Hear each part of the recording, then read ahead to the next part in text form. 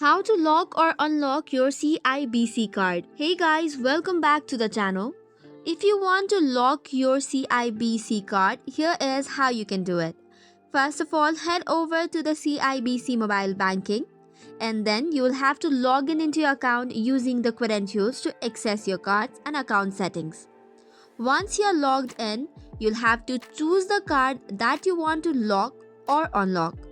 For that, you just have to select the card and it should take you to another page. For example, if you want to lock this Visa card of CIBC, tap on this arrow button. This should take you to another page from where you will see different details and summary of the card. Tap on this plus icon which is on the bottom right. Tapping on it should take you to another page. Select on the option Lock My Card and confirm it by tapping on the lock button. Then tap on OK and you are good to go. Now that you want to unlock the card, you'll have to follow the same step. You will see an option of Unlock My Card instead if you have already locked it. Tap on it and your card will be reactivated. So that's it for today's video. For more such content, do not forget to hit the like and subscribe button. Thank you and keep watching.